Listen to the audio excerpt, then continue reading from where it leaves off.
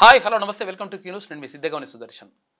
ఇక అబ్దుల్ కలాం ఒక మాట అంటాడు. అంటే ఏది వార్త కావాలి ఏది వార్త కాకూడదు అన్నప్పుడు వార్త కావాల్సింది ఏంటంటే ఒక అట్టడుగు వర్గం నుంచి అత్యున్నతమైనటువంటి స్థానానికి ఎదిగిన వాళ్ళ జీవిత చరిత్రలు వాళ్ళ గురించి వార్తాపత్రికల్లో వస్తే అటువంటివి వార్తలు కావాలి. అవి తర్వాత తరానికి తర్వాత చిన్నపిల్లలకు వాళ్ళందరికీ కూడా స్ఫూర్తినిస్తాయి. అటువంటివి వార్తలు కావాలి. కానీ ఈ మర్డర్లు తర్వాత మానభంగాలు రకరకాలుగా ఇవి చేసిన వాళ్ళని మనం హీరోలు చూపిస్తే అది కరెక్ట్ కాదంటాడు. కాబట్టి అటువంటి వ్యక్తులు చాలామంది ఉంటున్నారు. కానీ కాకపోతే ఏంటంటే వార్తల్లో ప్రధాన వ్యక్తులుగా మారతలేరు. కాబట్టి అటువంటి వ్యక్తులు వార్తల్లో ప్రధాన వ్యక్తులుగా మారాల్సిన అవసరం ఉంది. తర్వాత దీన్ని అనుసరించాల్సిన అవసరం ఉంది. ఇప్పుడు అటువంటి వ్యక్తితోనే మనం మాట్లాడేటువంటి ప్రయత్నం చేద్దాం. ఇప్పుడు డాక్టర్ ఈనెల్లి మురళీ దర్శన్ గారు మనతో ఉన్నారు. ఆయన ఎమినెంట్ ప్రొఫెసర్గా పనిచేస్తూ ఉన్నారు. తర్వాత వివిధ దేశాల్లో ప్రొఫెసర్గా తర్వాత చాలా లెక్చర్లు ఇచ్చిండ్రు. ఇక్కడ సార్క్కి సంబంధించి సలహాదారుగా వ్యవహరించిండ్రు. ఇంకా ఆయన గురించి చెప్పాలంటే అసలు అది రాస్తే రామాయణం చెప్తే మహాభారతం అంటారు కదా, అంత పెద్దగా ఉంటుంది.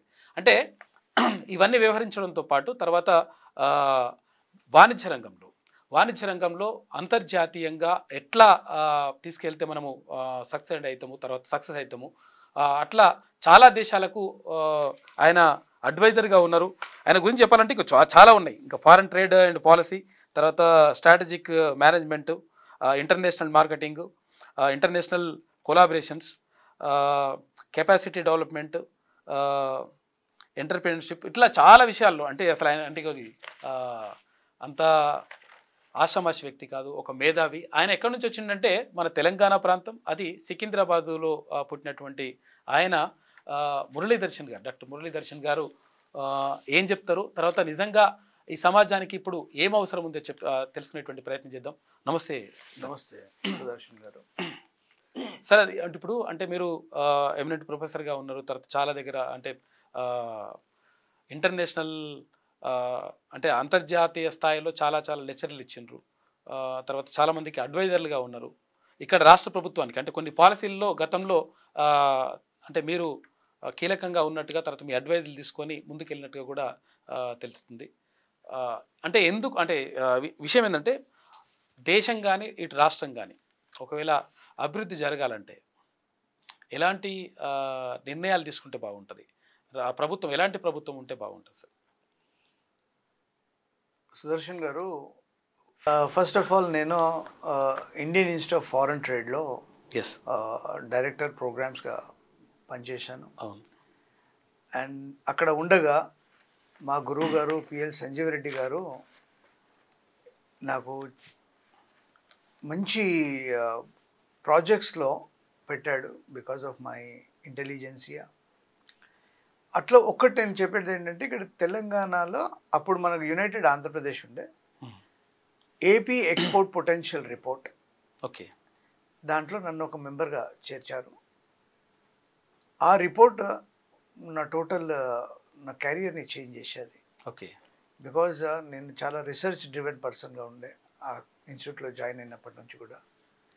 ఏపీ ఎక్స్పోర్ట్ పొటెన్షియల్ రిపోర్ట్ అది ఒక 13 రాష్ట్రాలకు మోడల్గా నిలిచింది. ఇక్కడ ఉన్న ప్రతి సెక్టార్ని టచ్ చేశాం మేము. దెన్ అక్కడ ఉండగానే ఫోకస్ ఆఫ్రికా రిపోర్ట్, దీంట్లో కూడా నన్ను ఇన్వాల్వ్ చేశారు. Okay, focus Latin America.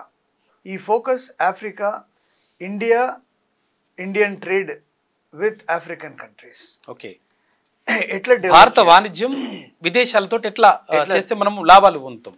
ఆ రిపోర్ట్ చేసిన తర్వాత ఎంతోమంది ఎక్స్పోర్టర్స్కి ఇంపోర్టర్స్కి ఇండియాలో అది ఒక మోడల్గా నిలిచింది. అప్పటి వరకు ఈవెన్ ఆ దేశస్తులు కూడా ఇండియా కోసం డిఫరెంట్ ఒపీనియన్ ఉండే. ఇండియన్ ఎక్స్పోర్టర్స్కి కూడా అక్కడ ఆ కంట్రీ అంటే ఆ ప్రాంతం అంటే కూడా వేరే ఒపీనియన్ ఉండే. ఆ ఒపీనియన్ అంతా రిపోర్ట్ చదివిన తర్వాత చాలా చేంజ్ అయ్యింది. ఎందుకు అంటే ఇక్కడ ఆఫ్రికన్ కంట్రీస్ అంతా కూడా డెవలప్డ్ కంట్రీస్ నుంచి ఇంపోర్ట్ చేసేది, అక్కడ కాస్టింగ్ వర్కౌట్ కాకపోయేది. ఓకే, ఇండియా నుంచి ఇంపోర్ట్ చేసిన అవి చాలా వర్కౌట్ అయ్యాయి. ఎందుకంటే అక్కడ ఏమంటారు దాని ప్రైసింగ్ చాలా హై ఉండేది ఓకే, ఓ డెవలప్ కంట్రీలో. But Indian technology was rightly matching to them. ఇక్కడ నుంచి దిగుమతి చేసుకుంటే వాళ్ళకు తక్కువ ధరకే వస్తాయి కాబట్టి వాళ్ళకు మంచి లాభం జరుగుతుంది. అది ఒకటి. ఇంకోటి ఏంటంటే వాళ్ళు మనకు కొన్ని కంట్రీస్ వాళ్ళు 40 సంవత్సరాలు వెనుకకున్నారు. మన అన్ని కూడా వాళ్ళకు చాలా మన ప్రోడక్ట్స్ చాలా గొప్పగా అనిపిస్తాయి. కాస్ట్ కూడా పెద్ద ఎఫెక్టివ్ ఉండదు. ఎందుకంటే కొన్ని కంట్రీస్కి మన కరెన్సీ కంటే వాళ్ళ కరెన్సీ వాల్యూ కూడా ఎక్కువ ఉంటుంది. సో కాబట్టి అన్ని సైడ్లో నుంచి చూస్తే that was the best this thing. India was the best country to import into African countries. Payment టర్మ్స్కి ఒపీనియన్ డిఫరెంట్ ఉండేది. ఇంటర్నేషనల్ బ్యాంక్స్ ఎట్లా చేయాలి అనేది అన్నీ కూడా ఆ రిపోర్ట్లో పొందుపరిచినాము. అండ్ ఆ report has changed lot of things. Opinion about the import export from India and Africa has change literally. దాని తర్వాత coming to various other things, అక్కడ ఉండగానే నేను వేరే చాలా రిపోర్ట్స్లో అంటే నామినేట్ చేయబడింది నన్ను వేరే రీసెర్చ్ రిపోర్ట్స్లో. అంటే contributed a lot to the country as a researcher. Okay. Then back to Telangana. ఇక్కడ ఉస్మానియా నుంచి నేను ఎంబీఏ చేశాను. ఓకే. అండ్ ఉస్మానియా నుంచి పిహెచ్డి చేశాను. ఆ పిహెచ్డి కూడా is the first PhD on WTO. Okay. The title of the research report is Impact of WTO on India's International Trade, special reference to services exports. Okay. Ante services exports, India has seen a small light in the dark tunnel in the form of software sector. Okka software sector ne chala భూతద్దంలో పెట్టి చూపించారు. అటువంటి 158 services ఉన్నాయి అని నేను రిపోర్ట్లో పొందపరిచినాను. Okay. దాంట్లో చెప్తాను. Services of a doctor, services of a architect, services of a lawyer, అట్లా చాలా ఉన్నాయి అన్నమాట. ఓకే. ఒక ఆర్కిటెక్చర్ షెడ్స్ డిజైన్ చేసి వేరే కంట్రీస్కి అక్కడ పంపించవచ్చు only by using your internet and you are paid. అట్లాగే చాలా ఉన్నాయి సర్వీసెస్. ఇప్పుడు ఫర్ ఎగ్జాంపుల్ అప్పట్లో చేస్తూ ఉండగా నన్ను అడిగారు, సార్ మా ఎంప్లాయ్మెంట్ ఇంక్రీజ్ చేయాలంటే ఏం చేయాలి సార్, ఏమన్నా ఉన్నాయా అని. ఏమన్నా మంచి సజెషన్స్ ఇవ్వగలుగుతారా? చాలా మంది నిరుద్యోగంతో బాధపడుతున్నారు కాబట్టి నేను ఏం చెప్పానంటే 2 పాయింట్స్ చెప్పాను. ఒకటి, మీరు మన కోస్ట్ లైన్ని ఎంత అద్భుతంగా యూజ్ చేస్తారో మీ మీద ఉన్నది. ఒక కోస్ట్ లైన్ని యూజ్ చేసి సింగపూర్ ఎక్కడికో వెళ్ళిపోయింది. ఇలా 134 కంట్రీస్కి వాళ్ళకు ఆన్ అరైవల్ వీసా ఇస్తారు. ఓకే. మరి మనకు కూడా కోస్ట్ లైన్ ఉన్నది, దానికంటే పెద్ద కోస్ట్ లైన్ ఉంది. మరి మనం ఎందుకు యూజ్ చేస్తలేము? దీన్ని యూజ్ చేసి maintenance of ships, any vessel which is travelling on Bay of Bengal, Arabian Sea, Indian Ocean, maintenance of ships మనము అద్భుతంగా చేయొచ్చు. ప్రపంచంలో ఏ దేశమో చేయని ప్రైస్లో మనం చేయొచ్చు. ఎందుకంటే మన దగ్గర వనరులు అట్లున్నాయి. Man power, you have huge man power. దానికి కావాల్సింది ఏంటయ్యా అంటే ఐఐటి కాదు, ఓకే, ఐటీఐలో ఉన్న స్పెషలైజేషన్స్ని పర్ఫెక్ట్గా ఇవ్వాలి, వాళ్ళని నిపుణులను తయారు చేయాలి. Okay. You should make them experts. ఆ ఎక్స్పర్ట్స్ చేయాలంటే you need to type with some international universities. Okay. చేసి ఇది చేసిన తర్వాత నేను చెప్తున్నాను కదా 5 లక్షల జాబ్స్ వరకు క్రియేట్ చేయొచ్చు. ఓకే. ఆ ఒక్క సెగ్మెంట్. మీరు నైపర్ వ్యవస్థాపకులుగా ఉన్నారు అంటే దాన్ని అంటే ఎందుకోసం అది చేయాల్సి వచ్చింది? నేను జేఎన్టీయూలో ఉండగా జేఎన్టీయూలో నేను ఇంటర్నేషనల్ బిజినెస్ స్టార్ట్ చేశాను. ఓకే. అప్పుడే యూఎస్కి వచ్చిన తర్వాత జేఎన్టీయూలో నేను ఎంబీఏ ఇంటర్నేషనల్ బిజినెస్ స్టార్ట్ చేశాను. ఓకే. వాళ్ళకు కూడా వాళ్ళు ఏమన్నారంటే, లేదు మా దగ్గర 20,000 కట్టడానికి చాలా కష్టపడతారు, కోర్స్ ఫీజు 3 లక్షలు అంటున్నారు, 5 లక్షలు అంటున్నారు, ఇంపాసిబుల్ సార్, మీరు చేయలేరు అని అన్ని అడ్డంకులు ఉంటాయి కదా కొన్నిసార్లు. చెప్తే కూడా నేను చెప్పాను, లేదు డిమాండ్ చాలా ఉన్నది, మనం ఎటువంటి కోర్సెస్ డిజైన్ చేయాలంటే మన పిల్లలు ప్రపంచవ్యాప్తంగా దే షుడ్ బి సెలబుల్. అటువంటి కోర్సెస్ మనం చేయాలి. కానీ మనము మా తాత అదే చదివిండు, మా నాన్న అదే చదివిండు, ఈవెన్ కోర్స్ అవుట్లైన్లో 5th పేజ్లో మిస్టేక్ ఇప్పటిదాకా కూడా ఉన్నది, అట్లనే నడుస్తున్నది. ఓవెట్టని చదువులు ఎందుకని అనుకుంటున్నారు యాక్చువల్గా. అది ఒకవేళ ఉపయోగపడాలి, తర్వాత దాని ఉద్యోగిత కల్పించబడాలి. అయితే దీంట్లో ఏమైందో చేయగానే నేను 2 బ్యాచ్లు ఇచ్చాను వాళ్ళకి. 3 లక్షలు 5 లక్షలు స్పాన్సర్ నాన్ స్పాన్సర్ ఓకే. బ్రహ్మాండంగా నడిచింది. ఆ కోర్స్ అవుట్లైన్కి ఇండియాలోనే the best course outline award వచ్చింది. దాని తర్వాత వాళ్ళు డ్రాప్ చేసేసారు. ఎందుకంటే everybody cannot run the show. So నేను దెన్ ఐ మూవ్ టు, అంటే అప్పుడు ఉండగానే వాళ్ళకి ఆపరేట్ చేసి ఇచ్చేసాను. ఓకే. దాని తర్వాత ఒక ప్రపోజల్ వచ్చింది Ministry of Chemicals and Fertilizers, MBA pharma. మీటింగ్లో మాట్లాడుతుంటే ఎంబీఏ ఫార్మా ఏంటండి, ఎన్ని ఎంబీఏలు ఉంది, ఎట్లా డిఫరెంట్ అంటే సైన్స్ స్ట్రీమ్కి ఇది డిఫరెంట్గా ఉంటుంది. Okay. The major focus is MBA pharma హైదరాబాద్లో ఉండాలని ఎందుకు అనుకుంటున్నామంటే it pharmaceutical hub. Okay. Leading pharma companies ఉన్నాయి ఇక్కడ. ప్రపంచంలో ప్రతి ఒక్క country they are importing from in Hyderabad. Okay. So ఇటువంటి దగ్గర మనం ఇది చేస్తే బాగుంటుంది. భారత్ బయోటెక్ కూడా మన దగ్గర ఉన్నది. సో ఇట్లా చేస్తే బాగుంటుంది అంటే సరే అని అప్పట్లో ఐఐసిటికి పిలిచి then they have asked me to design the course. I design the course, then handed over. Then they said మీరు ఉంటే బాగుంటుంది సార్ దీనికి అంటే దెన్ దానికి నేను వ్యవస్థాపకుడుగా ఇదేనా కోర్స్ ఇప్పటికీ చాలా బ్రహ్మాండంగా నడుస్తున్నది. బ్యూటిఫుల్గా దాంట్లో అడ్మిషన్ దొరకడం కూడా కష్టమైంది. ఇప్పుడు నేను అక్కడ లేకపోవచ్చు కానీ అక్కడ ఎంప్లాయ్మెంట్ క్రియేట్ చేశాను. అక్కడ చదువుకునే పిల్లలకు పెద్ద పెద్ద కంపెనీలో పనిచేస్తున్నారు, ప్రపంచవ్యాప్తంగా వర్క్ చేస్తున్నారు. అయితే ఇప్పుడు మీరు అంటే ఎన్ని రంగాల్లో రకరకాలుగా మీరు అంటే కృషి చేసిండ్రు, తర్వాత దీనిపైన రీసెర్చ్ చేసిండ్రు, చాలా దేశాలకు ఉపయోగపడ్డారు. అంటే మీ సేవల్ని అంటే మీ ఒక మేధావిని ఉపయోగించుకోక మనకు తప్పే అవుతుంది.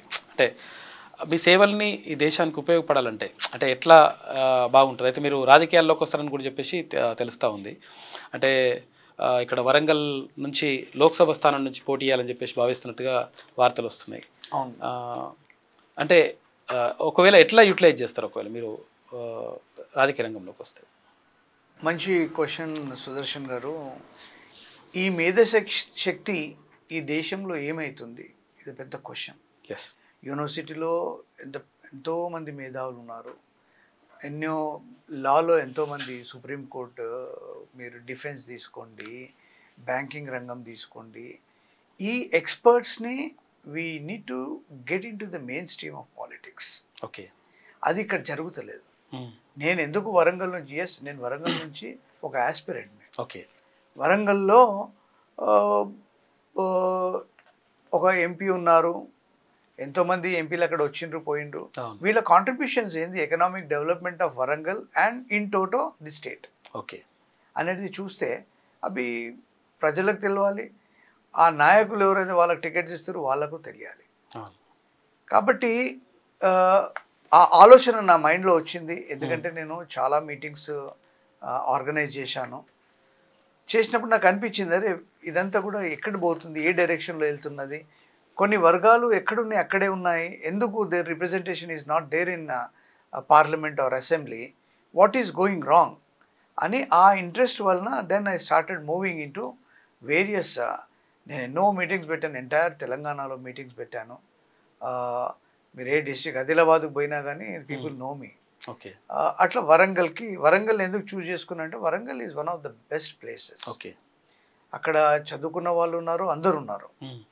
And Warangal has its own history. Okay. And that is one of the reserve constituency too. So అక్కడ నేను రీసెంట్లీ కొన్ని మీటింగ్స్ అరేంజ్ చేసినప్పుడు పీపుల్ ఆస్ మీ, సార్ మీ లాంటి వాళ్ళు ఉంటే బాగుంటుంది అంటే. నేను ఒక CWC meeting felicitation of Shri Damodar Rajanarasimha garu, ఇది కాగానే అక్కడ ఆర్గనైజ్ చేశాను, హైదరాబాద్లో ఒకటి ఆర్గనైజ్ చేశాను. దెన్ అప్పుడు I got that particular thought, as people are asking, my services are required అని. Then I took the decision and have also applied. And now అది ఇంకా పెద్దవాళ్ళకి తెలిసి ఉంటుంది ఏం చేయాలో ఏం చేయొద్దు అనేది. వాళ్ళు నిర్ణయించుకోవాలి. ఒక వ్యక్తి సమాజంకి ఎట్లా యూజ్ అవుతాడు, పార్టీకి ఎట్లా యూజ్ అవుతాడు, పార్లమెంట్కి ఎట్లా యూజ్ అవుతాడు, ఈ దేశానికి ఎట్లా యూజ్ అవుతాడని వాళ్ళు నిర్ణయించుకోవాలి. అప్పుడే ఈ దేశం అనేది అభివృద్ధి వైపు నడుస్తుంటుంది. ఎస్. పార్టీలు అంటే ఎలాంటి నిర్ణయం తీసుకోవాలంటారు అంటే ఇప్పుడు రకరకాలుగా అంటే పార్టీలు జంప్ అయిన వాళ్ళని రకరకాలుగా ఇట్లా తీసుకుంటున్నారు, తర్వాత వాళ్ళకి టికెట్లు ఇస్తున్నట్టు ఆరోపణలు వస్తున్నాయి. ఆరోపణలుగా నిజం కూడా జరుగుతుంది సమాజంలో. అంటే అట్లా ఇవ్వడం మనం కరెక్ట్ అనొచ్చా, లేకపోతే నిజంగా వాళ్ళకు ఉన్నటువంటి శక్తి సామర్థ్యాలను బట్టి అంటే వాళ్ళు ఏం చేయగలుగుతారు ఈ రాష్ట్రానికి కానీ లేకపోతే ఆ నియోజకవర్గానికి కానీ, దాన్ని బట్టి ఇస్తే బాగుంటుంది అంటారు, ఎట్లా ఇస్తే బాగుంటుంది? అంటే నార్మల్గా ఎట్లా ఉంటుందంటే ఇప్పుడు ఫర్ ఎగ్జాంపుల్ ఒక పొలిటికల్ పార్టీగా ఉన్నప్పుడు ఆ పొలిటికల్ పార్టీలో నువ్వు 10 years నువ్వు ఏం వర్క్ చేశావు, 2 terms అయితే 1 termలో నువ్వు ఏం పని చేశావు, పబ్లిక్కి నువ్వు ఎట్లా యూజ్ అవుతావు అన్నిటి కొన్ని బేసిక్ థింగ్స్ ఉంటాయి. నీ కాంట్రిబ్యూషన్స్ ఏంటి ఎకనామిక్ డెవలప్మెంట్ కోసం కానీ కమ్యూనిటీ డెవలప్మెంట్ కోసం కానివ్వండి, అక్కడ ఉన్న ప్రజానికానికి నువ్వు ఎట్లా ఉపయోగపడ్డావు అనేది కొన్ని ఉంటాయి. ఇప్పుడు మనము ఈ ఎలక్షన్ ఫండ్ ఉంటుంది ఫర్ ఎగ్జాంపుల్, ఇప్పుడు ఒక పార్టీలకి ఇంకో పార్టీకి తీసుకొస్తే ఆయనకు 5 years ఎక్స్టెన్షన్ ఇచ్చేసేయండి. మళ్ళీ ఎందుకు పాలిటిక్స్లో ఆయన పాల్గొని కొట్లాడాలి, పోటీ ఎందుకు చేయాలి, ఎక్స్టెన్షన్ ఇచ్చేసేయండి. Okay. So these kind of there is lot of things going wrong in this country and this will effect the growth of the country, the region of the country, and even it will impact the welfare of the people. మీరు వేరే వేరే దేశాల్లో ఎట్లుంటుందంటే even ఒక person contest చేస్తున్నంటే ఆయన character evaluation చేస్తారు. ఈయన పైన కేసెస్ ఏమైనా ఉన్నాయా, ఈయనది ఏంటిది బ్యాక్గ్రౌండ్ అంతా చెక్ చేస్తారు. కొద్ది కూడా ఇది కనిపిస్తుంది దాన్ని పక్కకు పెట్టేస్తారు. అటువంటిది మనము ఈ చూస్తున్నాం. ఈ ప్రత్యేకంగా after this 10 years rule of the previous party ఇప్పుడు టోటల్ చేంజ్ చేయాలంటే టోటల్ చేంజ్ చేయొచ్చు. ఆ chances are there, but now things are going in a very different direction.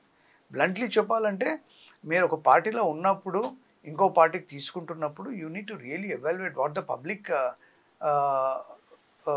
Is going to say. పబ్లిక్లో యాక్సెప్టెన్సీ ఉందా లేదా అవన్నీ చూడాలి, బట్ ఇవన్నీ కూడా ఎవరు చూస్తలేరు. దాని ఇంపాక్ట్ రానున్న తరాల పైన పడి ఉంటుంది. అదర్వైజ్ ఈ సిస్టమ్ అంతా కూడా టోటలీ కొలాప్స్ అయిపోతుంది అని అంటున్నాను. కొలాప్స్ అయిపోయింది చాలా మటుకు. దీన్ని నిర్మాణం దాన్ని సెట్ చేయాలంటే you pick up the best of the people. Best of the people డబ్బు ఉన్నోళ్ళే రాజకీయం చేయాలా, సమాజంలో డబ్బు లేనోళ్ళు రాజకీయం చేయొద్దా? నీకు నీ కాన్స్టిట్యూషన్లోనే రాసిండ్రు ఏమని, ప్రతి వర్గం నుంచి వాళ్ళ రిప్రజెంటేషన్ ఉండాలి చట్టసభల్లో. మళ్ళీ అది ఎక్కడ పోతుంది? దాంట్లో ఒక్కసారి ఒక వ్యక్తి మంత్రి అయ్యాడు, ఒక చిన్న అంటే ఒక కమ్యూనిటీ నుంచి, రిజర్వ్ కమ్యూనిటీసే అనుకోండి, 2 సార్లు మంత్రి ఏంటంటే let him go to the open constitution కొట్లాడండి, ఆ రిజర్వ్ ఇంకొకరికి ఇవ్వండి. అట్లనన్నా ఇది రావాలి. That is the community. ఆ కమ్యూనిటీ ఐడెంటిఫై చేసుకొని ఎస్ నా కమ్యూనిటీలో వీళ్ళు ఉన్నారు, ఆయన చదువు ఉన్నా చదువు లేకున్నా కమ్యూనిటీకి యూస్ఫుల్ ఉన్నారంటే అటువంటి వాళ్ళని ముందుకు తీసుకురండి. గ్లోబల్ ఎకనామిక్ సమ్మిట్లో మీరు స్పీకర్గా మాట్లాడిన తర్వాత ఏమి విషయాలు చర్చించిన దాంట్లో? ఇది 4th గ్లోబల్ ఎకనామిక్ సమ్మిట్కి నన్ను ఇన్వైట్ చేశారు. నా పేపర్ని చూసి, నా పేపర్ టైటిల్ వచ్చి what happens to the fundamentals of WTO with the advent of FTAs అని ఒక బ్యూటిఫుల్ పేపర్ రాశాను. They invited me for delivering a lecture. అక్కడ నేను ఏం చెప్పానంటే, ఇప్పుడు ఒక ల్యాప్టాప్ ఉన్నది, ల్యాప్టాప్కి 75 కాంపోనెంట్స్ కావాలి. ఈ 75 కాంపోనెంట్స్ 50 దేశాల నుంచి వస్తాయి. రానున్న రోజుల్లో ఈ 75 కాంపోనెంట్స్లో 50 కాంపోనెంట్స్ మీరు యూజ్ చేసి మీరేం రాస్తున్నారు, మేడ్ ఇన్ ఇండియా అని రాస్తున్నారు. రేపు ఒక 20 సంవత్సరాల తర్వాత ఇది జరగదు. వాడు మిమ్మల్ని క్వశ్చన్ చేస్తాడు, ఇది నా ప్రోడక్ట్ని మీరు ఎలా రాసుకుంటారంటాడు, నా ప్రోడక్ట్ని మీరు ఎట్లా యూజ్ చేస్తారు, మేడ్ ఇన్ ఇండియా అని ఎట్లా రాస్తారని వాడు క్వశ్చన్ చేస్తాడు. ఆ డేస్ కూడా రాబోతున్నాయి. కాబట్టి అది చాలా అద్భుతంగా యాక్సెప్ట్ చేశారు జనాలు. ఎస్ ఇది కాబోతుంది అంటే 15 years 20 years తర్వాత ఏం జరగబోతుందో రాశాను. That was a good paper and I was the only speaker from India. Economic times చాలా బ్రహ్మాండంగా నా స్పీచ్ని రాశారు వాళ్ళ పేపర్లో. సార్క్ దేశాలకి అక్కడ అడ్వైజర్గా ఉన్నారు. సార్క్ దేశాలకి German government, Indian small scale industries ministry ఇవి రెండు కలిపి నన్ను ఓ లీడ్ కన్సల్టెంట్గా తీసుకున్నారు. అక్కడ ఈ డబ్ల్యూటీఓ ఇష్యూస్ అంటే డబ్ల్యూటీఓలో నేను పిహెచ్డి చేసిన కాబట్టి నాకు అద్భుతమైన అవకాశాలు వచ్చాయి ప్రపంచవ్యాప్తంగా కూడా. దీంట్లో ఏంటంటే training the officials of SAARC countries on NTMs, non tariff measures and non tariff barriers పైన ఈ ప్రభావం ఎట్లా ఉండబోతుంది అంటే లీస్ట్ డెవలప్ కంట్రీస్ మీద, డెవలపింగ్ కంట్రీస్ మీద అని ఒక సిరీస్ ఆఫ్ ట్రైనింగ్ జరిగింది. అందులో I was a lead consultant. I train them on various what you call WTO related issues మీద. సో దాంట్లో అన్ని SAARC except few countries like Pakistan I don't go. Pakistan వెళ్ళలేదు, ఆఫ్ఘనిస్తాన్ వెళ్ళలేదు. ముందే నా ఒప్పందంలో చెప్పాను నేను విజిట్ చేయనని. బట్ అన్ని దేశాల్లో ట్వైస్ నేను అక్కడ వాళ్ళకి ట్రైనింగ్ చేశాను, వాళ్ళ దాంట్లో లీడర్స్ని ఐడెంటిఫై చేశాను, దెన్ హ్యాండెడ్ ఓవర్. అయితే ఇప్పుడు మీరు అన్ని రంగాల్లో అంటే వ్యవసాయ రంగంలో కానీ, తర్వాత ఇక్కడ ఎడ్యుకేషన్లో కానీ, మెడికల్ టూరిజంలో కానీ, ఫార్మాలో కానీ అన్ని రంగాల్లో మీరు కృషి చేసిండ్రు. ఒక్కొక్క రంగం గురించి అంటే ఇప్పుడు వ్యవసాయ రంగానికి సంబంధించి అంటే రైతులకు లాభసాటిగా ఉండాలంటే మనం ఏం చేయాలి? అంటే ఇప్పుడు చాలామంది పంటలు పండిస్తుంటారు, ఇందులో వాణిజ్య పంటలు అని ఉంటాయి, తర్వాత ఇక్కడ తినడానికి ఇక్కడ లోకల్ పంటలు పండిస్తుంటారు. ఏది పండిస్తే ఎట్లా చేస్తే మనము అంటే కొంచెం లాభాలు వస్తాయి, రైతులకు మంచి జరుగుతుంది? మంచి క్వశ్చన్ సుదర్శన్ గారు. మన దేశము ఒక అగ్రేరియన్ ఎకానమీ అన్నది. Okay, agriculture is back bone. నేను ఇప్పుడు సర్వీస్ సెక్టర్స్ అన్నీ వస్తున్నాయి కానీ అగ్రికల్చర్లో మనము ఒక హై లెవెల్కి వెళ్ళొచ్చు. ఇవాళ చిన్న చిన్న దేశాలు, ఇజ్రాయెల్ లాంటి దేశాలు వర్టికల్ ఫార్మింగ్లకు పోతున్నాయి. మనకు బ్రహ్మాండమైన జాగా ఉన్నది, పెద్ద కంట్రీ ఇది. మనము ఉన్న దీన్ని కూడా ప్రాపర్గా యూటిలైజ్ చేస్తలేము. అగ్రికల్చర్ సెక్టర్లో ఫర్ ఎగ్జాంపుల్ కమర్షియల్ క్రాప్స్ ఉంటాయి. మనం ఇప్పుడు రైస్ ఉన్నది. ఫర్ ఎగ్జాంపుల్ రైస్ అద్భుతంగా పండించాము, చాలా ప్యాడీ బాగా గ్రో అయింది, అది ఇది అని చెప్పారు. బట్ దీన్ని ఎక్స్పోర్టబిలిటీ ఎట్లా ఉంటుంది అంటే గవర్నమెంట్ ఏం చేయాలి? Government need to link up with other countries.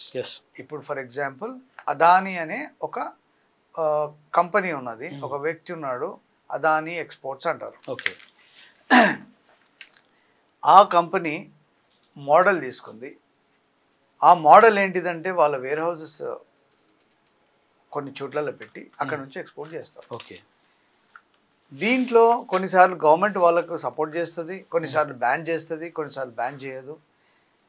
అంటే వీళ్ళకి ఎట్లుంటే ఎక్స్పోర్టబిలిటీ రైస్ బ్యాన్ ఇండియా నుంచి ఎక్స్పోర్ట్ చేయాలంటే. ఇవాళ నేను చెప్పేది ఏంది, మన గవర్నమెంట్ కంటే రైసు చాలా పండింది అనుకోండి, ఒక వేర్ హౌస్ దుబాయ్లో ప్లాన్ చేయండి మన government. This is on lines of state trading corporation.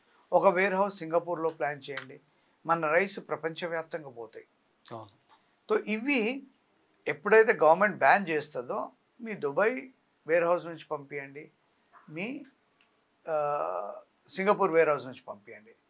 Central government decision తీసుకుంటుంది ఏమని, అన్ని ప్రొక్యూర్ కాగానే వాళ్ళు స్టాప్ చేసేస్తారు. ఓకే, ఎందుకు అంటే వాళ్ళకి కావాల్సిన మనుషులు ఇంపోర్ట్ చేసుకున్నారనుకోండి, అయిపోయింది నేను ఇంపోర్ట్ చేసుకున్నాను, మీరు క్లోజ్ చేసేయండి డోర్లు అంటే క్లోజ్ చేస్తారు. అప్పుడు ఆర్డర్స్ వచ్చినాయని వాళ్ళే చేస్తారు, ఇండియాలో ఎవరు చేయనీకి ఉండదు, బ్యాన్ అయిపోయింది కాబట్టి.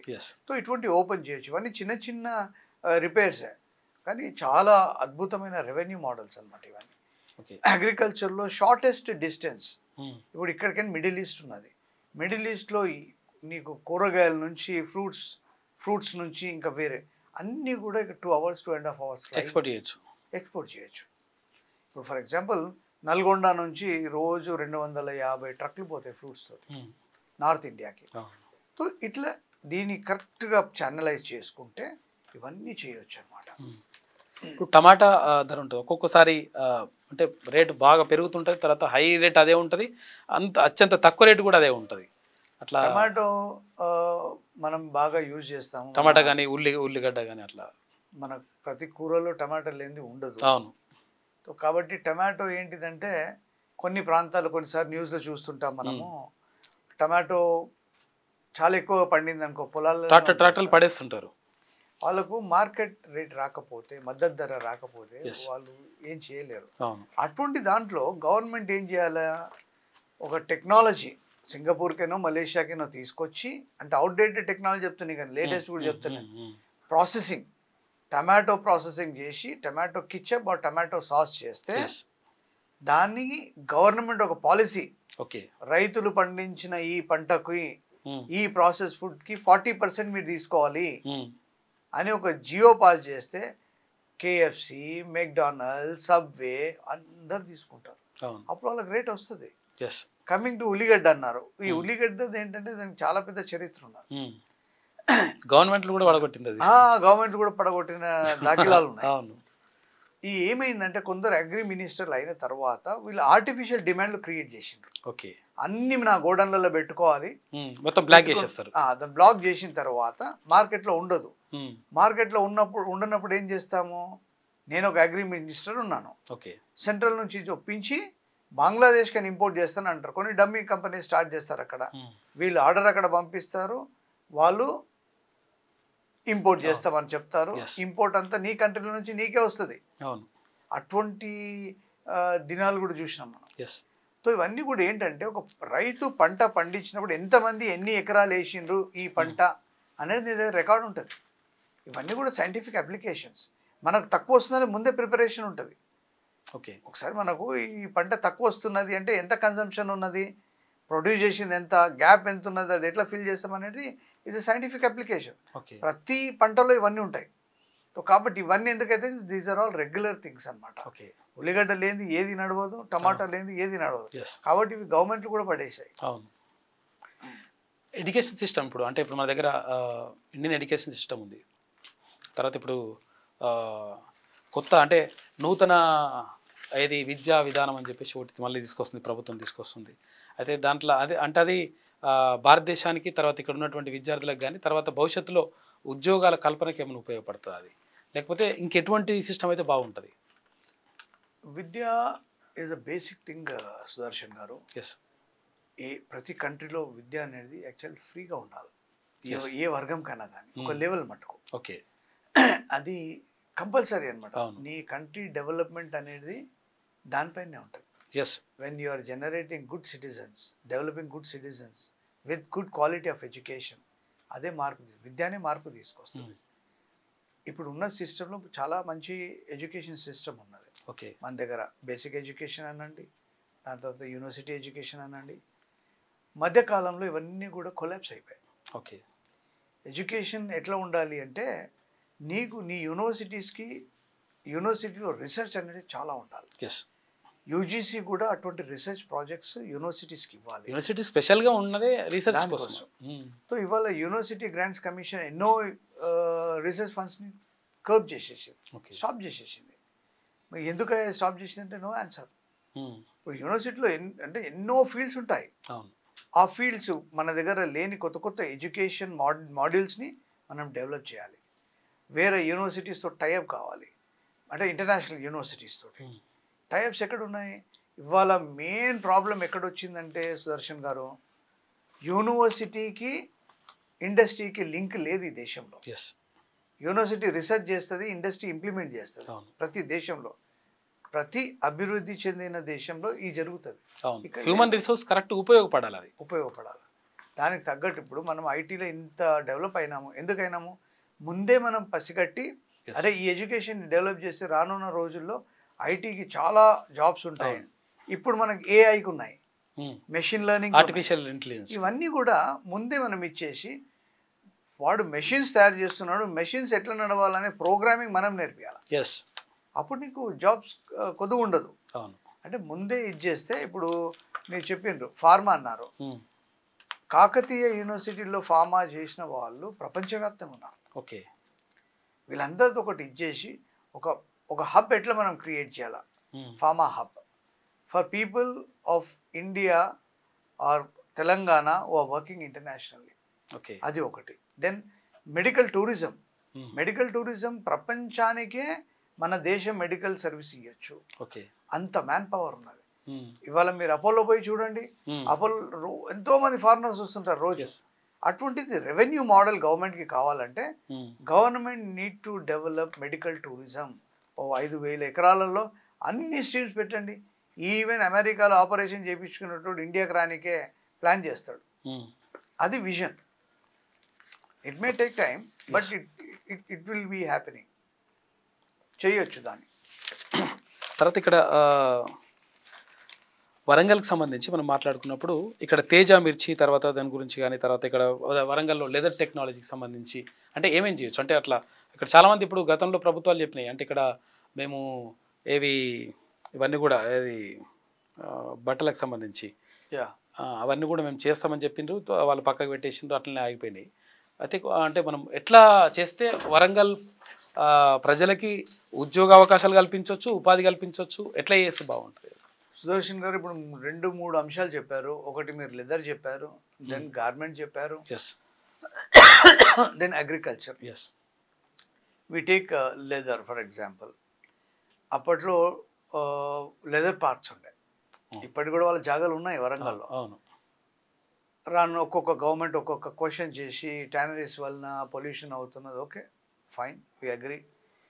ఇప్పుడు ఈ టానరీస్ని మళ్ళీ రివైవ్ చేయాలంటే నీకు అక్కడ టానరీస్ పెట్టే అవసరం లేదు, ఫినిష్డ్ లెదర్ ఇంపోర్ట్ చేసుకోవచ్చు. ఓకే, లెదర్ ఇంపోర్ట్ చేసుకొని యూ కెన్ రివైవ్ దీస్ లిట్ క్యాప్ అనండి, ఇటువంటి రివైవ్ చేసుకోవచ్చు. నంబర్ 1. నంబర్ 2, మీరు ఇంకో క్వశ్చన్ అడిగారు ఏంటి, అగ్రికల్చర్ మీద. అగ్రికల్చర్లో అనాటో సీడ్స్ అని ఉంటాయి. ఓకే, బిగ్ సోరిల్ అని అంటాం. ఇవి natural colour pigments. Natural colour pigments నీకు 10,000 kg ఉంటుంది అది యూరోపియన్ మార్కెట్లో. అది మన రోడ్ సైడ్ పండుతుంది ఊర్లలో. మీరు ఆర్టికల్ కూడా రాసినట్టున్నారు దీనికి, అంటే వీటికి సంబంధించి. ఇవన్నీ కూడా బయట దేశాలకు చాలా వెళ్తాయి సుదర్శన్ గారు. ఓకే, దెన్ తేజ మిర్చి చెప్పారు మీరు. ఓకే, తేజ మిర్చి is use as a anti cancer for skin క్యాన్సర్కి మెడిసిన్లో యూజ్ చేస్తారు ఇది. ఓకే, యూరోప్లో బాగా డిమాండ్ ఉంటుంది తేజ వెరైటీకి. మనం ఓన్లీ కొంచెం కారం ఎక్కువ ఉంది అనుకుంటాం అంతేగాని మీకు స్కిన్ క్యాన్సర్ రాదు. ఓకే, ఎందుకంటే మనం ప్రతి దాంట్లో మిర్చి యూజ్ చేస్తాం. ఓకే, ఇంకా చాలా కూడా మనము ఇంగ్రీడియంట్స్ యూజ్ చేస్తాం కాబట్టి స్కిన్ క్యాన్సర్స్ మన వాళ్ళకి చాలా మటుకు రాదు. సో ఇవి 3 కూడా మీకు ఇది చెప్పాను. కానీ జైల్లో కార్పెట్స్ చేసేది ఓకే, ఇప్పుడు చేస్తున్నారో లేదో తెలియదు కానీ ఆ జైల్లో చేసే కార్పెట్స్ యూరోప్లో పెద్ద పెద్ద మాల్లలో అమ్ముతారు. దాన్ని అట్లనే రివైవ్ చేసి దాన్ని అదే విధంగా పైకి తీసుకెళ్తే ఎంతోమందికి ఉపాధి దొరుకుతుంది. ఇండస్ట్రియల్ హబ్ తయారు చేయొచ్చాడా వేరే వేరే ఇండస్ట్రీస్కి. ఇప్పుడు సూరత్ ఉంది, సూరత్లో డైమండ్ కటింగ్ ఇన్స్టిట్యూట్స్ ఉన్నాయి. అది ఈజ్ అ వాల్యూ అడిషన్. దాన్ని ఇక్కడ కూడా తీసుకురావచ్చు. ఆర్టిఫిషియల్ డైమండ్స్కి ఎంతో డిమాండ్ ఉన్నది, న్యాచురల్ డైమండ్స్కి ఎంతో డిమాండ్ ఉన్నది. Most of the African countries మన దగ్గర వచ్చి చేపించుకొని పోవచ్చు, అంత డిమాండ్ ఉన్నది ఇట్లా. తర్వాత విడోస్ గురించి కూడా ఒక వ్యాసం రాసినట్టున్నారు. ఆ విడోస్ది అది ఒక రీసెర్చ్ చేస్తూ ఉండగా నేను వరంగల్లో ఐ కేమ్ అక్రాస్ కొన్ని ఎన్జిఓస్. ఓకే, దాంట్లో వాళ్ళు చెప్తుండగా నాకు రియల్లీ నేను అది ఆ కాన్సెప్ట్ అది ఏమంటారంటే ఆ ఇష్యూ కదిపేసింది నన్ను. ఆ ఇష్యూ ఏమనుకున్నానంటే అక్కడ ఒక 30 నుంచి 40 విడోస్ ఆ ఎన్జిఓ చెప్తున్నది. మళ్ళీ ఏం చేస్తున్నారమ్మా అంటే ఏం లేదు సార్, ఈ విధంగా నడుస్తున్నది. Then I got an idea. అంటే I have lot of ideas, అద్భుతమైన ఐడియాస్ ఉన్నాయి మైండ్లో. నేనేమన్నానంటే ఒక స్కూల్ ఐడెంటిఫై చేయాలి. నాకు సౌత్ ఈస్ట్ ఏషియన్ కంట్రీస్లో ఎన్నో కనెక్షన్స్ ఉన్నాయి. అసెంబ్లింగ్ యూనిట్ అంటే లేడీస్కి అసెంబ్లింగ్ యూనిట్, వాళ్ళకు ట్రైనింగ్ చేసి ఒక 3 months ట్రైనింగ్, 6 months ట్రైనింగ్, ప్రతి మంత్ వాళ్ళకు 3,000 సాలరీ ఇచ్చి, ఓకే, తర్వాత వాళ్ళు ఎవరైతే ఫినిష్ చేస్తారో ఫినిష్ చేసినాక వాళ్ళని అసెంబ్లింగ్ యూనిట్లో పెట్టి వాళ్ళు యూనిట్ అసెంబ్లింగ్ చేస్తారనమాట. ఓకే, ఆ అసెంబ్లింగ్ వల్ల ఎవ్రీ డే వాళ్ళకు ఒక 500 వస్తుంది. ఓకే, తల్లి పిల్ల ఆ ఊరికి నా బస్సు పోతుంది, నా బస్సు తల్లిని పిల్లని బస్సులో ఎక్కించుకొని ఫ్యాక్టరీకి తీసుకొస్తుంది, అమ్మ ఆ కాంపౌండ్లోకి తీసుకొస్తుంది, తల్లి ఫ్యాక్టరీకి పోతుంది, బాబు ఆ పాప వాళ్ళు స్కూల్కి వెళ్తారు. సో ఇటువంటి కాన్సెప్ట్స్ ఎన్నో డెవలప్ చేయొచ్చు. ఇది ఒక చిన్న కాన్సెప్టే, బట్ రెవల్యూషన్ తీసుకొస్తుంది. దాంట్లో పిల్లోడు ఏంటి 1 o'clock వరకు చదువుకొని లంచ్ కాగానే కొద్దిసేపు వాడు రెస్ట్ తీసుకొని దాని తర్వాత వాడిని స్పోర్ట్స్కి పెడతాం. ఫుట్బాలా, క్రికెటా, లేకపోతే స్విమ్మింగా, దాంట్లో కొద్దిగా వాడు కనుక పర్ఫెక్ట్ కనిపించింది అనుకో, only we put him into sports. Okay, వాడిని నేషనల్ లెవెల్ దాకా తీసుకుపోవచ్చు. వాడికి ఏ రంగంలో ఇంట్రెస్ట్ ఉంటుందో అక్కడ మనం ఆ దాంట్లో మనం గ్రూమ్ చేసుకోవచ్చు విత్ బేసిక్ ఎడ్యుకేషన్. ఇటువంటి చాలా చేయొచ్చు. Rural man power, rural skill set ఇవన్నీ కూడా మనం యూజ్ చేస్తలేము ఓకే ప్రాపర్గా. వైద్యపరంగా మనం అంటే ప్రజలకు ఎట్లుంటే బాగుంటుంది అంటే ఇప్పుడు ఇందాక అన్నారు మీరు 100% ఎడ్యుకేషన్ ఫ్రీగా ఇవ్వాలి అని చెప్పేసి, అంటే అభివృద్ధి చెందిన దేశాలలో అట్లా ఫ్రీగా ఉన్నది, అది ఉంటే మానవ వనరులు అభివృద్ధి అయితే మంచి జరుగుతుంది అని చెప్పేసి, ఇక్కడ వైద్యపరంగా ఎట్లుంటావు ఎలా ఉండాలి? ఎడ్యుకేషన్ ఒక లెవెల్ మట్టుకే ఫ్రీ ఉండాలి. ఓకే, అవును. దెన్ బేసిక్ అంటే ఎడ్యుకేషన్ ఇప్పుడు వైద్యపరంగా మనం చూస్తున్నాము. ఇక్కడ మన స్టూడెంట్స్ కొన్ని కంట్రీస్లో పోతే వాళ్ళ ఎకానమీ డెవలప్ అవుతుంది. ఓకే, మళ్ళీ అటువంటి మన దగ్గరనే ఎందుకు అభివృద్ధి చేయొద్దు? ఎస్, మన రూరల్ ఏరియాలో మన హాస్పిటల్స్కి వెళ్తే 5 నిమిషాలు ఉండలేం. అవును. మళ్ళీ ఎంత సొఫిస్టికేటెడ్ మన ప్రధానమంత్రి కానీ ఎక్కడెక్కడో తిరిగినరు. మన రూరల్ హాస్పిటల్స్ ఎట్లా ఉండాలో తెలియదా? అవును. మన రూరల్ పీపుల్కి ఏమి హాస్పిటల్స్ ఉన్నాయి, వాళ్ళకి ఏమేమి కావాలా, ఎటువంటి హాస్పిటల్స్ కావాలా, అవన్నీ కూడా అందరికీ తెలుసు. అందరు బయట పోతున్నారు, చూస్తున్నారు. ఒక్క యుక్రెయిన్ వారే తీసుకోండి, మనకు రష్యా యుక్రెయిన్ వార్ 20,000 మంది మెడికల్ స్టూడెంట్స్ ఉన్నారంటే మీరు అర్థం చేసుకోండి. అవును, అక్కడ నుంచి మనం అంటే అప్పుడు స్పెషల్ ఫ్లైట్లు పెట్టేసి తీసుకొచ్చింది కొంతమంది. 20,000 మంది. వాళ్ళకి ఇక్కడే ఏం జస్టిస్ చేశారు? ఆ 20,000 మంది కూడా మీరు ఏం జస్టిస్ చేయలే, మళ్ళీ పోయి అక్కడే చదువుకుంటున్నారు. ఉక్రెయిన్ అంటే పెద్ద అద్భుతమైన కంట్రీ కూడా ఏం కాదు అది. అంటే అంటే ఇప్పుడు మనం అసలు యాక్చువల్గా మనం ఏర్పాటు చేసుకోగలుగుతాం. అంటే రూరల్ డెవలప్మెంట్ అద్భుతంగా చేసి ఈ దేశంలో ఆ విజనర్స్ ఉండాలి, ఆ విజనర్ లీడర్స్ ఉండాలి. ఒక సింగపూర్ ని డెవలప్ చేసిందంటే చిన్న కంట్రీని వాళ్ళ లీడరు ఎక్కడికో తీసుకెళ్ళిపోయింది ఆ దేశంని. ఇవాళ నేను చెప్పా కదా ఇంతకు ముందు కూడా 134 దేశాలకు వాళ్ళ కానారావాల్ వీసా ఉంటుంది. అక్కడ వాడు గాలి తప్పితే వాంది ఏది కాదు. మళ్ళీ ఆ దేశం ఎట్లా అభివృద్ధి చెంది అంటే leader. The leader makes difference. Leader can bring in change in the lives of the people. ఆ విజనర్ ఉండాల. ఈ గడ్డ మీద నేను పుట్టాను, దీనికి ఏమన్నా చేయాలి అనే ఒక తపన ఉండే ఆ విజనర్ ఉంటే definitely they will do it. Okay, ఇప్పుడు రాష్ట్రంలో అంటే మనం గతంలో కూడా ఒక బీఆర్ఎస్ ప్రభుత్వం చూసినాం, తర్వాత ఇప్పుడు కాంగ్రెస్ గవర్నమెంట్ వచ్చింది. ఆ ప్రభుత్వానికి అంటే 10 సంవత్సరాల పాటు బీఆర్ఎస్ అంటే తెలంగాణ రాష్ట్రం ఏర్పడిన తర్వాత ఒక 10 సంవత్సరాలు 9.5 సంవత్సరాల పాటు బీఆర్ఎస్ పరిపాలన కొనసాగింది. ఆ ప్రభుత్వానికి ఇప్పుడున్న కాంగ్రెస్ గవర్నమెంట్కి ఏం తేడా కనిపిస్తుంది? ఇంకేం జరిగితే బాగుంటుంది? 2 గవర్నమెంట్స్ కూడా they have failed in social justice. Okay, first గవర్నమెంట్లో ఒక వర్గం తీసుకుంటాను నేను, ఆ వర్గంలో ఏ ఒక్కడికి కూడా వాళ్ళు ఇచ్చేలే.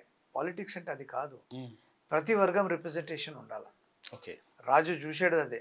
కానీ నేను ఒక వర్గంని నేను అనగదొక్కేస్తాను, నాకు ఇదొద్దు అదొద్దు, అది అట్లా ఉండొద్దు ఇది ఇట్లా ఉండొద్దు, వాడు ఎవడు నా ముంగడ కనబడదు, దట్ కిల్ యూ. అది కిల్ చేసేది అదే అయింది ఒక వర్గము. క్లియర్గా చెప్పాలంటే మాదిగలు ఎవ్వరూ సపోర్ట్ చేయలే. అది ఇంపాక్ట్ ఈ ఎలక్షన్లో చూపించింది. అదే విధంగా మళ్ళీ ఇక్కడ ఇంకొక ప్రభుత్వం ఏరుకోరి తెచ్చుకున్న తర్వాత మళ్ళీ వాళ్ళు కూడా అదే సిస్టమ్ ఫాలో అయితే then there will be something different. ఇప్పుడు వర్గీకరణ పైన ఏమంటారు? ఎస్సీ వర్గీకరణ పైన అంటే ఇది 30 సంవత్సరాల కింద జరిగింది. ఆ 30 సంవత్సరాల్లో ఎన్నో మార్పులు వచ్చాయి. ఇప్పుడు నేను చెప్పేది ఏంటంటే ప్రతి రిప్రజెంటేషన్ కులము ఉపకులాలు ఉన్నాయి, ఉపకులాలకు జరిగే న్యాయం 57 ఉపకులాలు ఉన్నాయి జరుగుతుంది. దీంట్లో ఏంటంటే ఆ 30 సంవత్సరాలు ఎంతో మార్పులు వచ్చినాయి. ఇప్పుడు ఫర్ ఎగ్జాంపుల్ రిజర్వేషన్ ఉన్నది. రిజర్వేషన్ నీకు ఎక్కడ లాగూ అవుతుంది అంటే గవర్నమెంట్ ఇన్స్టిట్యూషన్లో లాగూ అవుతుంది, మళ్ళీ ప్రైవేట్ ఇన్స్టిట్యూషన్లలో లేదు. ఇప్పుడు గవర్నమెంట్ అన్ని ప్రైవేట్ అవుతున్నప్పుడు ఇది కూడా అవసరమా అంటాడు వాడు. ఓకే, లాజిక్ గా ఇది కూడా అవసరం, మేము ప్రైవేట్ రిజర్వేషన్ ఇవ్వమంటాడు. నువ్వు రిజర్వేషనే కావాలంటే నీ ఓన్ ఇండస్ట్రీస్ పెట్టుకో, 90% కాదు 100% మీరు రిజర్వేషన్ ఇచ్చుకోండి, మీ బీసీలకు ఎస్సీలకు ఎస్టీలకు ఇచ్చుకోండి అని చెప్తారు. సో ఈ 30 years ఎన్నో మార్పులు వచ్చినాయి. ఇవాళ ఉన్నది రేపు ఉండదు, రేపు ఉన్నది ఎల్లుండి ఉండదు. ఆ సమయంకి యునైటెడ్ ఆంధ్రప్రదేశ్ ఉండే, ఆంధ్ర వాళ్ళ పెత్తనం ఉండే, వీళ్ళు అనగదొక్కపడిండ్రు, అవన్నిట్లకు ఓకే. ఓకే. కానీ ఇదే దీన్ని ఇప్పుడు చూస్తే దాని శాంటిటీ డిఫర్గా ఉంటుంది. ఇప్పుడు బీఆర్ఎస్ గవర్నమెంట్ అంటే ఇప్పుడు మనం 9.5 సంవత్సరాలు బీఆర్ఎస్ గవర్నమెంట్ ఉంది, తర్వాత ఇప్పుడు ఇది ఉంది. అంటే ఏం డిఫరెన్స్ ఏమైనా కనిపిస్తుందా, లేకపోతే సేమ్ ఉన్నాయి అంటున్నారా? పరిపాలనా విధానంలో కానీ లేకపోతే అంటే పథకాలు ప్రవేశపెట్టడం జస్ట్ వీళ్ళు 100 days అయిపోయింది కాబట్టి అంత తొందరలో చెప్పలేము. But I request to the government that they should, అంటే వాళ్ళు అన్నీ చూడాలి. అంటే ప్రీవియస్ గవర్నమెంట్లో ఏమైంది, నేనేం చేయాలి ప్రజలకు అనే ఒక విజన్ ఉంటే డెఫినెట్లీ డిఫర్గా పరిపాలన ఉంటుంది. అవన్నీ ప్రజలు ఏమున్నదా ఎలక్షన్స్ ఉన్నప్పుడు వస్తారు ఓటు వేస్తారు అని చెప్తే అది తప్పు అవుతుంది. వాళ్ళ వెల్ఫేర్ కోసం ఇప్పుడు లాస్ట్ 10 years వాళ్ళ రూలు, 10 years బిఫోర్ 14 years ఉద్యమము, ఇవన్నీ కూడా జనాల లైఫ్లో ఎన్నో చేంజెస్ తీసుకొచ్చినాయి. ఎక్కడ కాకుండా అయినారు. మళ్ళీ వచ్చిన తర్వాత వాళ్ళకి ఏమేమి చేసాము అనేది ఉంటుంది కదా, చెక్ చేసుకోవాలి. వాళ్ళు చేసుకోలేరు. ఒక డిక్టటోరియల్ రూల్లో పోయినప్పుడు నార్మల్గా ప్రభావం అట్లనే ఉంటుంది. ఏది కూడా పర్మనెంట్ కాదు. ఈ శరీరమే పర్మనెంట్ కాదు. ఈ ఏ రూలర్ వచ్చినా పర్మనెంట్ అనుకుంటే అది మూర్ఖత్వం. కాబట్టి నువ్వు పర్మనెంట్గా కాదు, ఒక లెవెల్ వరకు ఒక టర్మ్ వరకు ఉండాలి అంటే పబ్లిక్ ఇష్యూస్ని ఐడెంటిఫై చేయి, పబ్లిక్ ఇష్యూస్ని రిజాల్వ్ చేయి, ప్రతి వర్గం నుంచి రిప్రజెంటేషన్ చూసి వాళ్ళు కరెక్ట్ ఇది లేకపోతే వాళ్ళకు కూడా కొన్ని సలహాలు సూచనలు ఇవ్వండి. మీకు ఏమేమి కావాలా, బర్లు గోర్లు కాదు ఇచ్చేది, వాళ్ళు ఆ కమ్యూనిటీలో ఎంటర్ప్రినర్స్ ఎట్లా డెవలప్ చేస్తామో, these are all things differ అవుతుంది. ఇంకోటి నేను ముఖ్యంగా చెప్పేది ఏంటంటే, ఏ వాగ్దానాలు ఏ పొలిటికల్ పార్టీ చేసినా it is the responsibility of Election Commission to evaluate. వీళ్ళు చెప్పింది చేసిండ్రా, ఒక స్లాబ్ పెట్టండి ఎంత శాతం వరకు. నిన్న సుప్రీంకోర్టులో ఒక పిల్ పడ్డది. అంటే ఉచిత హామీలు ఇస్తున్నారు కదా అండి, ఫ్రీ అంటున్నారు కదా. ఈ ఫ్రీ అనే దానికి అసలు యాక్చువల్గా ఇట్లా ఫ్రీ ఇచ్చేసి మోసం చేస్తున్నట్టు పబ్లిక్ని ఒక రకంగా. అంటే ఒకవేళ ఎకనామిక్గా అంటే మొత్తం పడిపోతుంది, మొత్తం ఆర్థిక వ్యవస్థ అంతా కూడా దెబ్బతింటుంది. లేదంటే ఒకవేళ ఇంప్లిమెంట్ చేయకపోతే ఇంప్లిమెంట్ చేయకున్నా కానీ వాళ్ళు హామీలు ఇచ్చిండ్రు కాబట్టి ప్రజలు మోసం చేసినట్టు లెక్క. కాబట్టి చాలా మంచి క్వశ్చన్ అడిగిండ్రు సుదర్శన్ గారు. కొన్ని రాజ్యాలు పడిపోయినాయి. ఇప్పుడు వెనెజులా తీసుకోండి. వెనెజులా ఒక టైంలో డాలర్కి చాలా దగ్గర ఉండే అలా కరెన్సీ వాల్యూ, మంచి వాల్యూ ఉండే. ఇవాళ ఎక్కడికో వెళ్ళిపోయింది అది. ఎందుకు? ఈ ఫ్రీ బీస్ వల్లనే. ఫ్రీ ఏది ఫ్రీ ఉండదు. ఎక్కడ ఎడ్యుకేషన్ చెప్పినాను, హెల్త్ చెప్పాను, ట్రాన్స్పోర్ట్ చెప్పాను, ఏదైతే అవసరమో అవి ఉండాలి తప్ప ఇష్టం వచ్చిన అన్ని కూడా ఇస్తే నువ్వు ఎట్లా ఓన్లీ ఓట్ల కోసం ఎకానమీని ఎట్లా డెవలప్ చేస్తావు, ఏ విధంగా డెవలప్ చేస్తావు? సో ఇవన్నీ కూడా చాలా ఇంపార్టెంట్. ఏది కూడా ఫ్రీగా అంటే ఎంతవరకు ఇవ్వాలి అంతవరకు. ఎడ్యుకేషన్ చెప్పినాను, ఎస్. హెల్త్ అన్నాను, ఎస్. ట్రాన్స్పోర్ట్లో కూడా కొద్ది మట్టుకు ఇవి 75% నీ అర్నింగ్స్ తీసేస్తాయి అన్నమాట. కాబట్టి వీటి మీద ఫోకస్ చేయండి. అర్నింగ్స్ ఎట్లా చేసుకోవాలని నేర్చుకోండి. ఇప్పుడు ఎక్స్పోర్ట్ చేస్తే ఏమైందంటే నీకు డాలర్స్లో వస్తాయి, విదేశీ మారకం వచ్చేస్తుంది. వచ్చినప్పుడు నీ ఎకానమీ అనేది అద్భుతంగా డెవలప్ అవుతుంది. నీ ఎక్స్పోర్ట్స్ మీద ఫోకస్ చేయండి, ఇండస్ట్రీస్ మీద ఫోకస్ చేయండి, ఇండస్ట్రియల్ పాలసీస్ మీద ఫోకస్ చేయండి. మీరు వేరే కంట్రీస్ తోటి ఎట్లా అనుసంధానం చేసుకొని ముందుకు పోగలుగుతారో చూడండి. ఇన్వెస్ట్మెంట్స్ ఫర్ ఎగ్జాంపుల్ తెలంగాణ ఉన్నది. తెలంగాణకి ఎంతోమంది ఇండస్ట్రీస్ బయట ఉన్నారు, ఎంతోమంది పెద్ద పెద్ద కంపెనీలో పనిచేసిన వాళ్ళు ఉన్నారు. When you go and do an event, ఇప్పుడు తెలంగాణలో ఇన్వెస్ట్మెంట్ని ఇన్వైట్ చేస్తున్నామని కొన్ని అభివృద్ధి చెందిన దేశాల్లో పోండి, మీ పాలసీస్ తోటి పోండి, ఇన్వెస్ట్మెంట్స్ ఇన్ తెలంగాణ ఈవెంట్ పెట్టండి. డెఫినెట్లీ ఇన్వెస్ట్మెంట్స్ వచ్చేస్తాయి, అన్ని వర్గాల్లో వస్తాయి. కాబట్టి ఈ డైరెక్షన్లో పోవాలి. ఇప్పుడు కేంద్ర ప్రభుత్వం చెప్తా ఉంది అంటే ఎన్డీఏ ఒకవేళ గవర్నమెంట్ కనుక కేంద్రంలో వచ్చేస్తే అంటే 400 లోక్సభ సీట్లు వస్తాయి, దాని తర్వాత రాజ్యాంగాన్ని మార్చేస్తామని చెప్పేసి కొంతమంది అన్నట్టుగా వార్తలు వస్తున్నాయి. దానిపైన ఏమంటారు మీరు? అంటున్నారు. ఇవన్నీ కూడా పొలిటికల్ గిమిక్స్. సాధ్యమవుతుంది అది? పొలిటికల్ గిమిక్స్ ఇవన్నీ కూడా ఎట్లా, ఇది చాలా అతిపెద్ద రాజ్యాంగము, వన్ ఆఫ్ ద బ్యూటిఫుల్ రాజ్యాంగము. రాజ్యాంగం చదవడంలో ఎన్నెన్నో మాట్లాడవచ్చు. ఆ రాజ్యాంగంలో ఎన్నో నీకు వెసులుబాట్లు ఇచ్చిండ్రు, అమెండ్మెంట్స్ అంటాము. ప్రతి దాంట్లో కూడా సమయం ప్రకారంగా సవరణ మార్పు చేసుకోవచ్చు. ఎస్. ఇప్పుడు ఉన్నది రేపు ఉండదు అని చెప్పాను. రేపు ఏమన్నా మార్పులు వస్తే దాని ప్రకారంగాను సవరణ అడ్జస్ట్మెంట్ చేసుకోవచ్చు. దాన్ని అమెండ్మెంట్ అంటారు. కానీ నేను కాన్స్టిట్యూషన్ చేంజ్ మొత్తం చేంజ్ చేస్తా అంటే యు ఆర్ ఆన్సరబుల్. ఎందుకు చేంజ్ చేస్తావు, ఎక్కడ చేంజ్ చేస్తావు, ఎందువల్ల చేంజ్ చేస్తావు? ఇప్పుడు కాన్స్టిట్యూషన్లో ఉన్నది ఏమని, అయ్యా ఏం చదువుకున్నవాడు కూడా బండి మీద కూరగాయలు అమ్మేటోడు కూడా మంత్రి కావచ్చు అని ఉన్నది. ఉన్నదా? ఎక్కడ ఉంది? ఏ లైన్ లో ఉన్నది? చూపెట్టండి. ఉన్నందుకే కదా ఎంతో మంది ఎక్కడెక్కడికి వస్తున్నారు. ఇప్పుడు కాన్స్టిట్యూషన్ లో మార్చండి. మన చదువు ఉన్నోడే ఇది ఉండాలా. ప్రతి జాబ్ కావాలంటే నీకు క్వాలిఫికేషన్ అడుగుతున్నారు. పాలిటిక్స్ జాబ్ దీనికి అవసరం లేదా? అడుగుతారు ప్రజలు. నేను ఒక సాఫ్ట్వేర్ ఉద్యోగం చేయాలంటే అయ్యా నువ్వు ఇంజనీరింగ్ సాఫ్ట్వేర్ లో చేసినావా అని వాడిని ఎలిజిబిలిటీని సివి గివి చూసి అప్పుడు నేను ఇంటర్వ్యూకి పిలుస్తాను. ఏ సెక్టార్ అయితే ఆ సెక్టార్ లో అడుగుతాడు. అన్ని సెక్టార్లు లీడ్ చేయాల్సినోడు అదే కదా. మరి దీనికి లేదా? ఇటువంటి మన మార్పులు తీసుకురండి, మీకే తెలుస్తుంది అప్పుడు ఏముంటుందో. ఇప్పుడు అన్ని ప్రైవేట్ చేస్తున్నారు సార్ మీరు. మళ్ళీ మాకు ప్రైవేట్ చేస్తున్నప్పుడు ప్రైవేట్ వర్గాలు చాలా బాగా పనిచేస్తుంటే మళ్ళీ గవర్నమెంట్ ఎందుకు? మాకు గవర్నమెంట్ వాళ్ళు ఎందుకు? ప్రైవేట్ వాళ్ళకి ఊరికన్నా అవుట్ సోర్సింగ్ ఇచ్చేసాం డెవలప్డ్ దేశంకి. వాడే చేసి పెడతాడు. ఆ తర్వాత ఇప్పుడు బీఆర్ఎస్ పార్టీకి అంటే ఆర్ఎస్ ప్రవీణ్ కుమార్ రాజీనామా చేసిండు. రాజీనామా చేసిన తర్వాత మళ్ళీ ఇంకా ఆయన పార్టీలో చేరిపోయాడు. అంటే ఒకవేళ ఒక బహుజనవాదాన్ని తీసుకున్నాడు మొదట. తీసుకున్న తర్వాత మరి ఏమైందో తెలియదు కానీ అనూహ్యంగా ఆయన వెళ్ళిపోయాడు. దాన్ని ఎట్లా చూడవచ్చు మనం అసలు? యాక్చువల్గా సిద్ధాంతాలు చాలా ఇంపార్టెంట్ పొలిటికల్ దీంట్లో. బీఎస్పీ పార్టీకి ప్రాథమిక సభ్యత్వానికి రాజీనామా చేసిండు, తర్వాత పార్టీకి రాజీనామా చేసేసి వెళ్ళిపోయాడు. పర్సనల్ నిటిగ్రిటీస్ ఏమున్నాయో కానీ సిద్ధాంతం అనేది మాన్యవర్ కన్షీరామ్ గారు రెవల్యూషన్ తీసుకొచ్చాడు బహుజన దీంట్లో. ఒక ఎపిసెంటర్ యూపీ లాంటి ప్లేస్లో 4 సార్లు ఒక ఆర్డినరీ టీచర్ని ముఖ్యమంత్రిగా చేసిండు. అది ఒక కేస్ స్టడీ, ప్రపంచంకి ఒక కేస్ స్టడీ. నేను నాకు చాలా మటుకు నేను చెప్తాను, చాణక్య నీతి అంటారు. చాణక్య నీతి కాదు ఇది, కాంచీరామ్ నీతి. అంటే ప్రూవ్ చేశారు అక్కడ. అంటే అన్ని వర్గాల మెజారిటీ అసెంబ్లీ సీట్లు ఉన్నాయి అక్కడ, మెజారిటీ ఎంపీ లోక్సభ సీట్స్ ఉన్నాయి అక్కడనే. భారతదేశానికి ప్రధానమంత్రి కావాలంటే నిర్ణయించేది యూపీ అని చెప్పేసి అనుకుంటారు. యూపీ ఏపీ ఉండే, ఏపీ డివైడ్ చేసిన 42 సీట్స్ ఉండేప్పుడు ఇదైంది. కానీ ఇప్పటికి కూడా అది ఇంపార్టెంట్ రోల్ ప్లే చేస్తారు సుదర్శన్ గారు. మళ్ళీ ఆయన ఎందుకు ఆ డిసిషన్ తీసుకున్నాడో ఏం తీసుకున్నాడో ఒకసారి మీలాంటి ఛానల్ వాళ్ళు పిలిచి అడిగితేనే, అది ప్రవీణ్ ద్వారా వింటేనే, మీరు ప్రవీణ్ గారి ద్వారా వింటేనే బాగుంటుంది.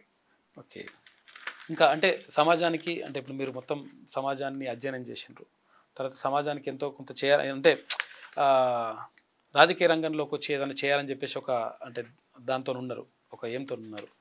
ఏం చేస్తే బాగుంటుంది అంటారు ఇప్పుడు ఉన్నటువంటి పరిస్థితుల్లో? ఇక్కడ రాజకీయాల్లో ఎలాంటి మార్పులు రావాలి, తర్వాత ప్రజలలో కూడా ఎలాంటి మార్పులు రావాలి, అంటే ప్రజల ఆలోచన విధానంలో? ఫస్ట్ వి టేక్ పబ్లిక్లో మార్పు రానంత మటుకు మార్పు రాదు. నువ్వు చీట్ అయ్యేంత మటుకు చీట్ చేసేటోడు పుడుతూనే ఉంటాడు. అవును, మనం మోసపోతుంటే మోసం చేయడానికి రెడీగా ఉంటాడు వాడు. కమింగ్ టు ఆ పబ్లిక్లో చాలా ఓటర్ చైతన్యం అనేది చాలా, vote is a powerful weapon. ఇవాళ నువ్వు ఈ పొలిటికల్ పార్టీ భవిష్యత్ డిసైడ్ చేసే వాళ్ళు ఎవరు? మీరే. కాబట్టి మీకు ఆ చైతన్యం ఉండాలా. ఏమని, ఎవరు నాకు లీడర్ అయితే బాగుంటుంది, ఎవరు ఉంటే బాగుంటుంది అనేది మీ నిర్ణయం. అది పబ్లిక్. ఆ పబ్లిక్ లోపల చాలా చైతన్యం తీసుకురావాలంటే మీ ఎలక్షన్ కమిషన్ ప్రాపర్గా పనిచేయాలి. ఇన్స్టిట్యూషన్స్ చాలా ప్రాపర్గా పనిచేయాలి. ఎలక్షన్ కమిషన్ గురించి అంటుంటారు చాలా మంది, అంటే నిజంగా కూడా అది కరెక్టే అనిపిస్తుంది. అంటే కూరలు లేని పాము లాంటిది ఎలక్షన్ కమిషన్ అంటుంటారు. ఎందుకంటే చాలా చెప్తుంటారు వాళ్ళు, ఒకవేళ మీరు ఇది చేస్తే మేము ఆ చర్యలు తీసుకుంటాం, ఈ చర్యలు తీసుకుంటాం అంటారు, తర్వాత అవన్నీ కూడా ఉల్లంఘిస్తుంటారు. అంటే రాజకీయ పార్టీలు ఉల్లంఘిస్తుంటారు. కాన్స్టిట్యూషన్లో ఉన్నాయి సుదర్శన్ గారు, ఒక పార్టీ నుంచి ఒక పార్టీకి పోతే వాళ్ళని ఫిరాయింపుల చట్టం ఉంది, పార్టీ ఫిరాయింపుల చట్టం. వాళ్ళని ఇంకా you should not give an opportunity, వాళ్ళకి మళ్ళీ ఇంకోసారి అవకాశం ఇవ్వద్దు. అటువంటి కొన్ని స్ట్రింజెంట్ చట్టాలు వస్తేనే కానీ మార్పులు రావు పొలిటికల్ సిస్టంలో. పోనీ యాక్సెప్టబుల్ ఉన్నాయి, యాక్సెప్ట్ చేయండి. కానీ నేను ఇవాళ దీంట్లో ఉండి రేపు దాంట్లోకి వెళ్ళిపోతానంటే ఏం మెసేజ్ ఇస్తున్నారు మీరు? ఇవాళ ఒక రకంగా పబ్లిక్ ని మోసం మోసం చేస్తున్నారు, 100% మోసం చేస్తున్నారు.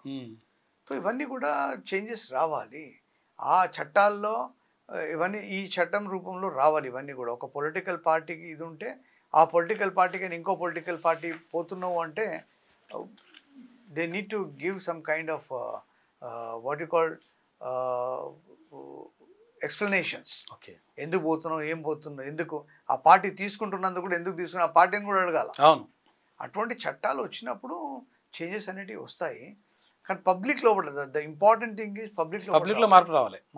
నువ్వు ఎంత ఏమను పబ్లిక్ లోపల మార్పు ఏమి ఇస్తావు, ఏమి ఇచ్చిన తర్వాత నేను నోట్ వేస్తా అట్లా అంటే ఆటోమేటిక్గా వాడు అట్లా తీసుకొచ్చేసిండ్రు.